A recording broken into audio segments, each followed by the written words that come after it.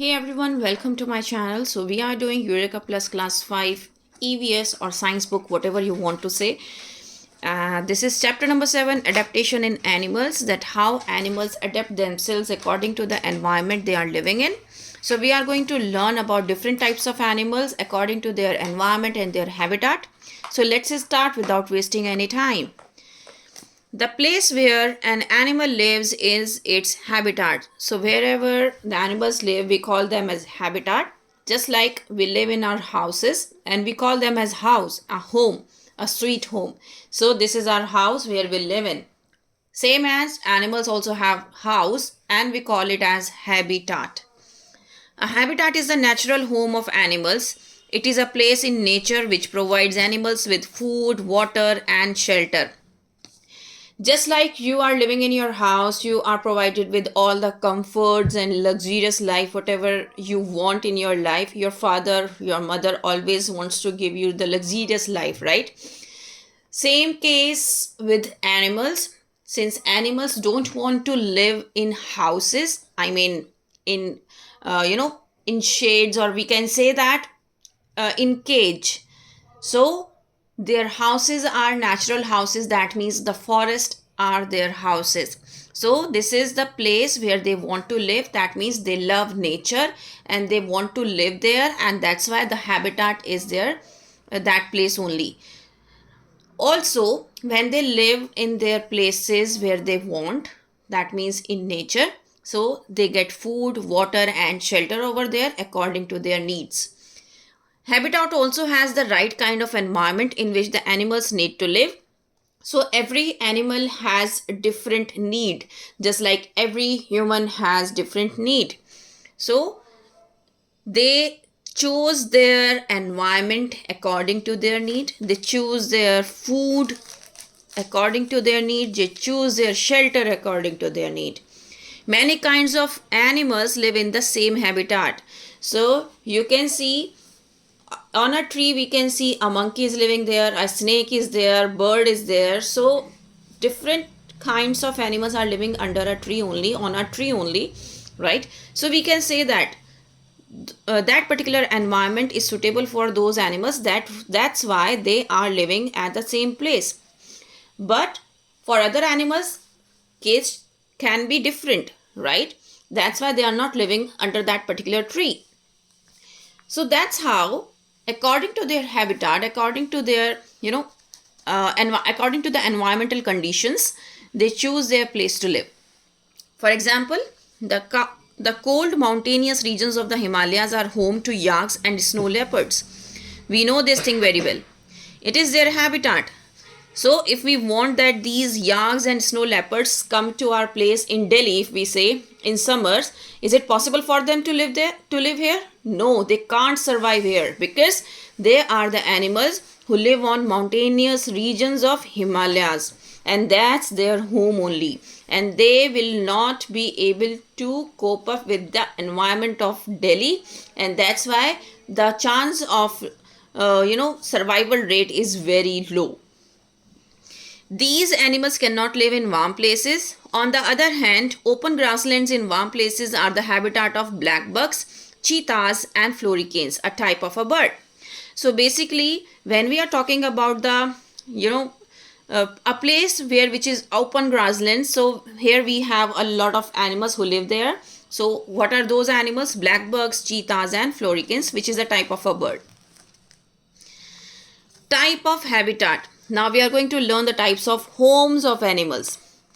There are different kinds of habitats. For example,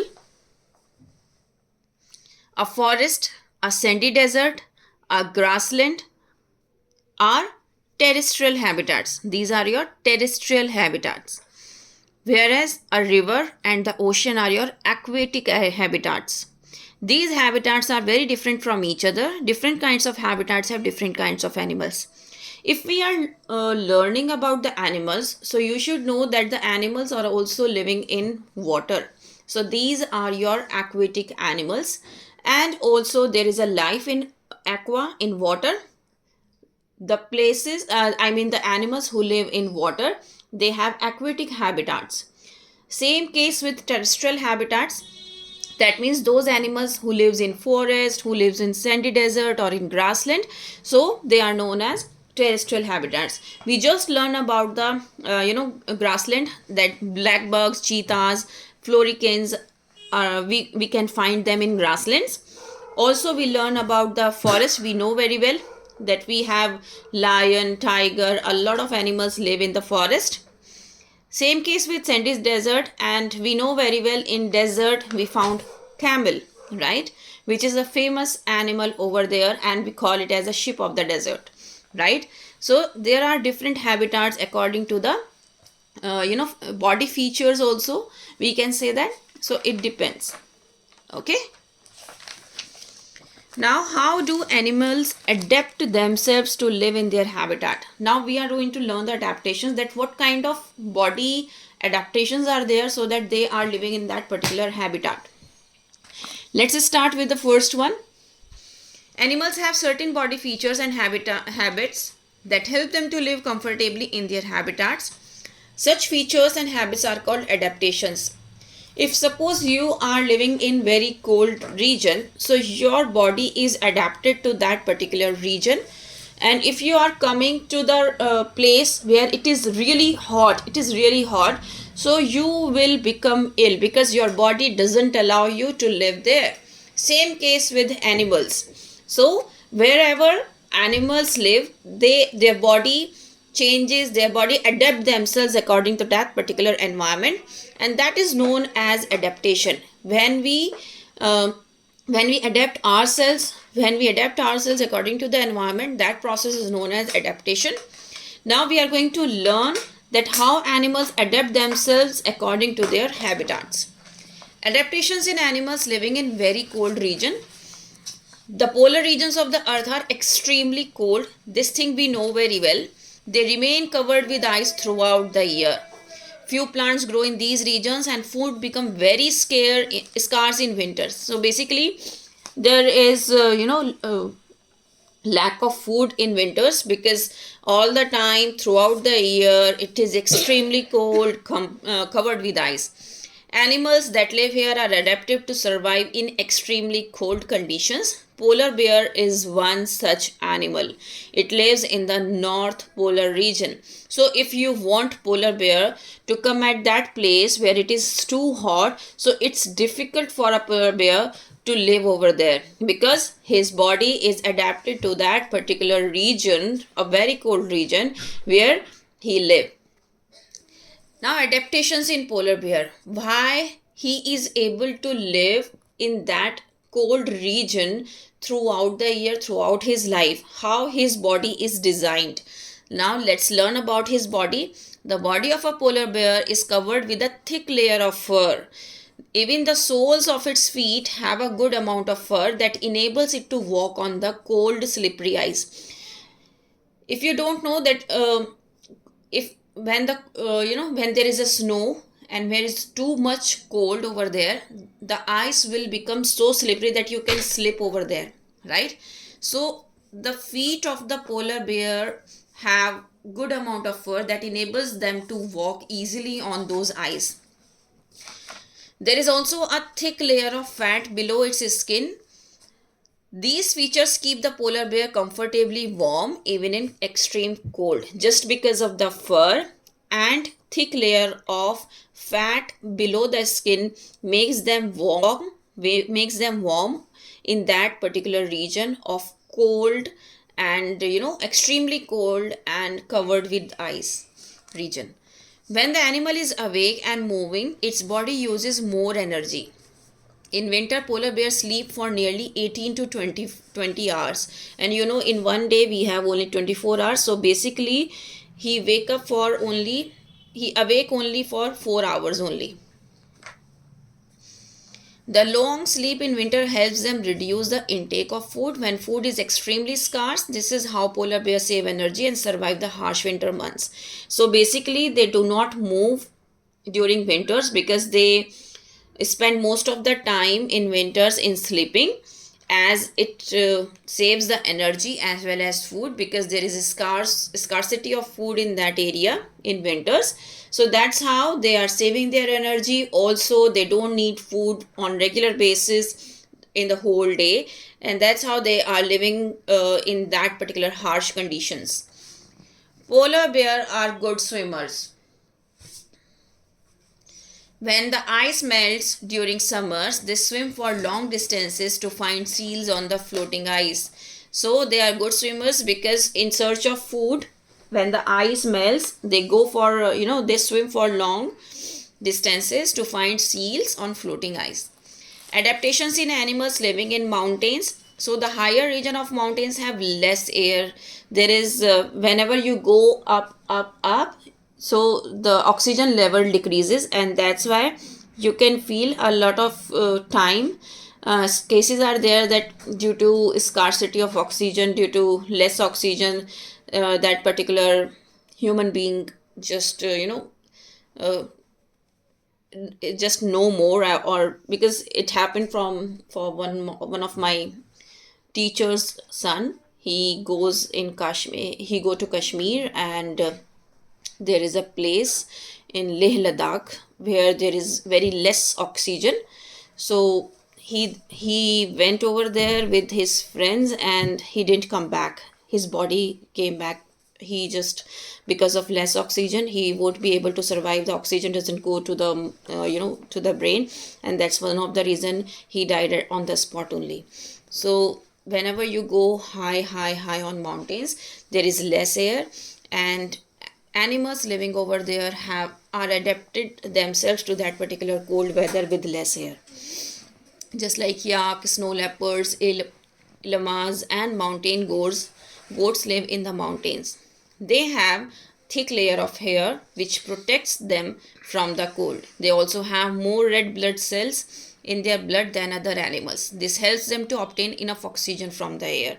So basically they have different adaptations in their body. That's why they are able to survive in that particular cold region on mountains where there is less oxygen. Now let's learn about the adaptations in desert animals. So camels are the most common animals found in hot desert, and that's why we call them as a ship of the desert, right? So there are some habitats, there are some adaptations in animals in camel which help them to live there properly. Just like their eyes, long eyelashes protect the eyes from strong sandy winds. They have, if you can see, this is the leg, toes are joined together to prevent sinking into the sand. That's why they are able to move freely on the sand. Large padded feet help in walking on soft and loose sand. Long legs keep the body away from the hot sand, and that's why you can take a ride over them, and they can take you to the long places. Thick skin protects the body from intense heat. Excess amount of food is stored in the hump as fat. This fat provides energy when they have to go to a long places without any food. So you should know that in camels, how the food is stored. The food is stored in the form of fat in this hump. Okay, and whenever he needs food, he just take it from there only. So they have this type of nostrils which can be closed and open at will. This protects them during sandstorms. Besides body features, certain habits help camels live in deserts. Camels can live without water for many days. When water is available, they drink plenty of it to restore the amount that they have lost from their body. So basically, you have always heard about this, that they always drink a lot of water, because whatever they lose from their body during this period, they just restore all the things by taking all the water in one go. Few plants grow in a desert. When food is available, camels eat plenty of it. The excess amount of food is converted into fat and is stored in their hump, as we just learned about this. The fat is used to obtain energy when food is scarce. That is why camels can live without food for several days. Moreover, the inner portion of a camel's mouth is like leather. This allows the camel to chew on thorny desert plants. So only we have in desert we have cactus. So they can camel can chew those plants just because they have leather type structure in their mouth, and that allows them to chew those thorny desert plants. Now, adaptation in animals living in open grasslands, such as deer, wild dogs, cheetahs, and lions, are adapted to living in open spaces. Their strong legs help them cover long distances in search of food and water. The color of their body coat merges with the color of the dry grass, and uh, that helps them to be prey of any other animal, to be the food of any other animal. This helps animals such as deer escape from their enemies. The body color of animals such as the lion enables them to remain unnoticed till the prey is closed enough. Their keen sense of smell, sharp eyesight, sharp teeth, strong legs, and claws also help them to prey on other animals. So basically, these are the things which you need to learn about those animals which are adapted according to the environment. Now, adaptations in fish, you know very well that they live in water, so their body is adapted according to the water only. They live only in water. The body of fish is streamlined, which means the body is narrow at the ends, if you can see, and broader in the middle. Okay, this helps it to move smoothly through water. The body of a fish is also covered with scales. This prevents the body from getting wet. Fish has fins that help to swim, and it is able to absorb oxygen dissolved in water with the help of its gills. So basically, if I say how they can change their directions, so they can change their direction with the back fin, and these which we call it a tail. Also, these fins help them to absorb oxygen, which helps them to live freely in that particular water. So now we have some kind of keywords over there, if you can see: adaptations, gills, grasslands, habitat, and nocturnal animals. Nocturnal animals are those which active during the night, just like an owl. Okay, these are known as nocturnal animals. So this is the mind map of the chapter, what we have learned in this chapter, habitat and adaptations. We learned about the aquatic habitat. They need gills to breathe, fins for movement, scales on the body, and they have a streamlined body. We learned about the terrestrial habitat, about the mountain region. They have thick layer of hair, more red blood cells. That's why they are able to live on those mountains, because they have very less air over there. Desert region, in camel we have hump, long eyelashes, padded feet, live without water for many days. Long legs and thick skin make them live longer without food also. Then we have grasslands, then sharp teeth, strong legs, sharp eyesight, body color. We learned about the deer and lion. Then we have in polar region, we learned about the polar bear. They are good swimmers. They have, they sleep for long hours. They sleep for 18 to 20 hours in a day to save energy. They have fur, layer of fat under skin that keeps them warm all over the time when they are there in that particular polar region. So that's all from my side, and we have completed this chapter. I hope you understood this chapter very well. Please comment if you need any other help also. Thank you so much.